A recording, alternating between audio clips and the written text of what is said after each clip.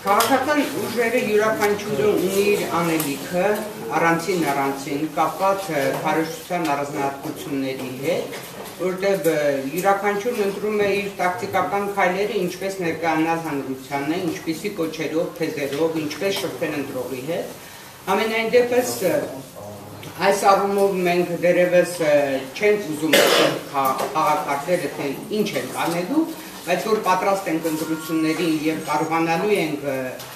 ընտրողի վստահությունը շահել, դրանում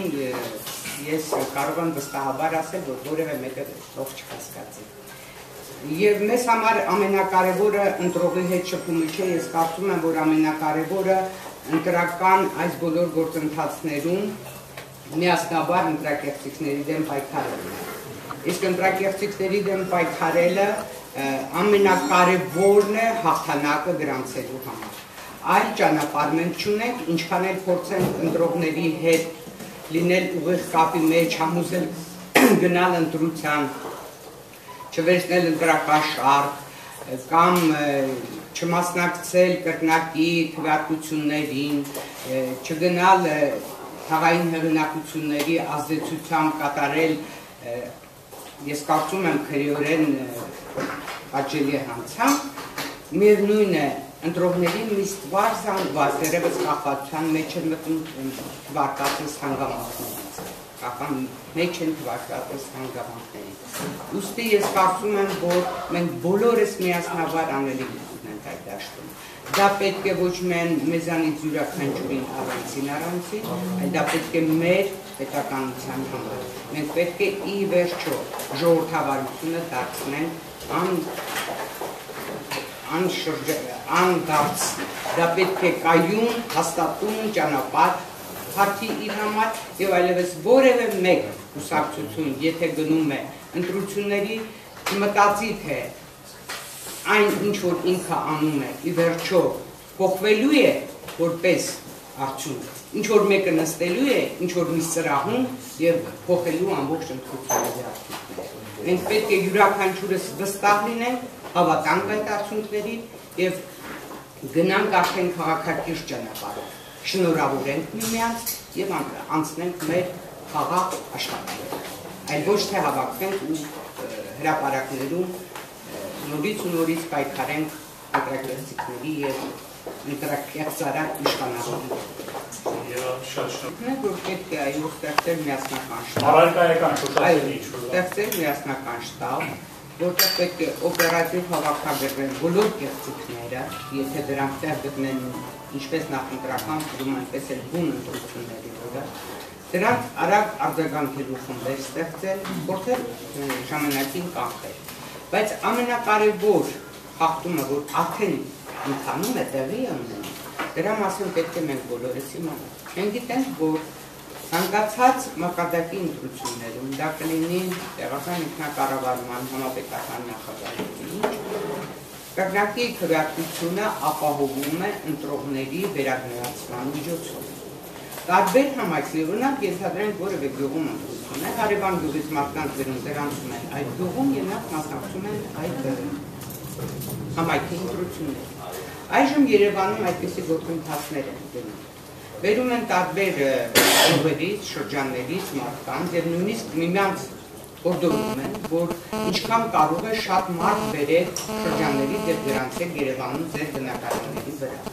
Ես հենց նոր խնդրեցի իմ ընկերներին, քանի դեռ Police AM-ը պահպանել է նախագահական ընտրությունների ժամանակ ընտրողների ցուցակները, տեղամասերի անպայման ներդրնել, որտեղ նրանք հաստատ շուտով դա կվերացնեն եւ մենք կունենանք նոր ընտրողների ցուցակներ։ Եվ այդ ցուցակներում արդեն կտեսնենք նոր անուններ։ Հիմա ես հաշվել եմ նաեւ թե այս ընտրություններին քանի տեղամաս կա, 466 ընտրատեղամաս, եւ եթե առավելագույն ընտրողների թիվը հաշվենք 2000 ամեն տեղամասում, ընտրողների ընդհանուր թիվը գալիս է 932,000 ընտրող։ Ընդհանրեն բոլոր ընտրողներն Երևանում են եւ նրանք կան։ Սա մեզ որպես վերահսկիչներ պետք է պահենք, որպեսզի տեսնենք մի քանի օր հետո ինչ վիճակ կձևավորվի։ Հաստատ տեղամասերը կավելանան եւ կարծեմ Մուկուչյանը այնպեսի ակնարկ տարեց, որ տեղամասերի թիվը հնարավոր է որ ավելանա։ Իսկ ինչի հաշվին արտագաղթը չի կանգնել, մարդիկ հեռանում են եւ նորից մենք պետք է ունենանք լրացուցիչ ընտրատեղամասեր։ Մյուս կարևոր խնդիրը, որի վրա մենք պետք է բոլորս ուշադրություն դարձնենք, այն է, որ միասնական շտաբը ձևավորելու ժամանակ պետք է հաշվի առնենք, որ յուրաքանչյուր տեղամասում գործում են նաև խմբեր, որոնք արձանագրում են որոշակի բացակաների ցուցակները, որոնք փոփոխվում են։ Բայց մենք ունենք նաև ժմիդի առաջարկը, որ պետք է անպայման կոնկրետ արկա ընտրողների ցուցակները առանձնացվեն բացակաների ցուցակներից, եւ դա արդեն պաշտոնական տեսք ստանա։ Եթե դա անում են թաղային հեղինակությունները, որպեսզի հնարավորություն ունեն ուրիշի փոխարեն քվեարկելը ապահովել, ապա մենք կարող ենք պաշտոնապես պահանջել, որպեսզի ոստիկանությունը առանձնացնի արտկաների բացականերից եւ տեղամասերում ունենանք արտկաների ցուցակը առանցին, բացականերին առանցին, այս դեպքում 60% մասնակցություն նկարել չեն կարողանում։ Մենք արդեն կկարողանանք վերահսկել բացակաների ցուցակը, թե ովքեր են գալիս եւ այդտեղ քվեարկում։ Այս երկու հարցը լուծելու դեպքում ես վստահեցնում եմ, մենք կկարողանանք ընտրակերտիկները հասցնել նվազագույնի։ Բացառել չեն կարող, բայց գոնե կարող են հասցնել նվազագույնի։ Նույն հանգամանքի վրա եւս ուշադրություն դարձնել։ Օրենքը արգելում է ընտրության օրվանից 6 ամիս առաջվա դրությամբ, եթե որևէ մեկը գրանցվել է տվյալ վայրում, նա ընտրությանը մասնակցելու իրավունքից զրկվում է։ Բայց ես կասկած ունեմ, որ կարող են այս իշխանությունները հրահանգել հետին ամսաթվով այդպիսի գրանցումներ կատարելու։ Դրա համար էլ մեզ պետք է այն ցուցակները, որը այսօր կա, որպեսզի հետագայում կարողանան համառություններ անել։ Եթե այս վերահսկողությունը իրականացնեն, ես կարծում եմ, որ բավականին առաջընթաց կարող ենք ապահովել կեղծիքները կանխելու առումով։ Միասնական ճակատով մեկ ընդհանուր տեխնատիով, մեկ միասնական տեխնատիով գնալն է ճիշտ։ Այս դեպքում հաղթանակի հնարավորությունները մեծանում են։ Այս դեպքում տեղամասերում ունենք վստահված անձիկ, բոլորս միասին 4-ով առանցին ունենք անդամներ, ովքեր պայքարում են արդյունքների համար, ովքեր հետո ներկայացնում են համապատասխան հիմնավոր փաստաթղթեր ընտրության արդյունքները սահմանադրական դատարանում վիճարկելու համար։ Ստեղծվում է հզոր բազա, որը կարելի է անընդհատ շահարկելով հասնել որոշակի արդյունքի։ Մենք ասում ենք, միասնական տեխնատիվի դեպքում միայն հնարավոր է կեղծիքները ինչ-որ չափով նվազեցնել, բացառելը որևէ մեկը այս իշխանությունների պայմաններում չի կարող ասել, որ հնարավոր է, բացառել հնարավոր չէ, բայց կեղծիքները նվազագույնի հասցնելու ճանապարհով միասնաբար պայքարելով կարելի է հաստատի ապացուցել, որ հաղթել է միասնական տեխնատիվը։ Եվ ասում ենք, որ ընտրությունները կեղծվելու են եւ ինչպես տեսնում եք ճիշտ են դուրս եկել, ոչ մի նոր բան չենք ասել եւ ոչ էլ ասել ենք մի բան, որը ինչ որ շահարկման հարց դարձնի։ Հաստատում է փաստ կեղծվել է եւ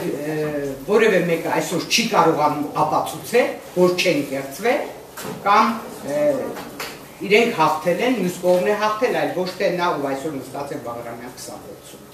Համար երբ որ միասնական կլինեին, 4-ը քաղաքական ուժերով կպայքարեին տեղամասերում, ունենայինք ավելի լավ արդյունք եւ համաշխարհային հանրություններ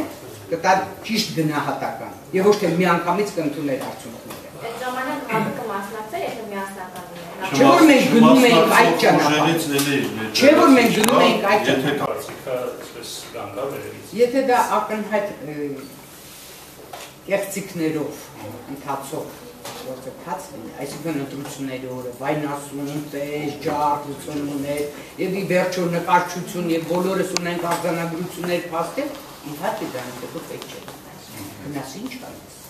Նա դառնաս խախալի, որպես ինչ լինես այնտեղ գլխականա ապահովելու կատարելու, չէ՞ որ դու ինքդ արդեն վստահ ես։ Ցանկացած աշխատանքում մարդը որտեղ որ ներգրաված է, պետք է իմանա, որ այն միջավայրը, որտեղ ինքը աշխատելու է, կա վերական էներգետիկա, կա միասնականության էներգետիկա, դրելու նպատակին գնալու, հասնելու եւ ժողովրդին ինչ որ խոսք ասելու, ժողովրդին օգուտ տալու, ի վերջո գործից արդյունավետություն ապահովելու նպատակ պետք է ունենա, այլ ոչ թե հենց այդպես ներկայանալու նպատակ։ Իսկ եթե կեղծիքները կլինեն աննշան, որոնք էապես չեն ազդի ընտրության վերջնական արդյունքների վրա, իհարկե կորեստեն բոլորս, ինձ թվում է այդ դեպքում Սուքիասյանը մեր կողքին նստած։ Շնորհակալ եմ։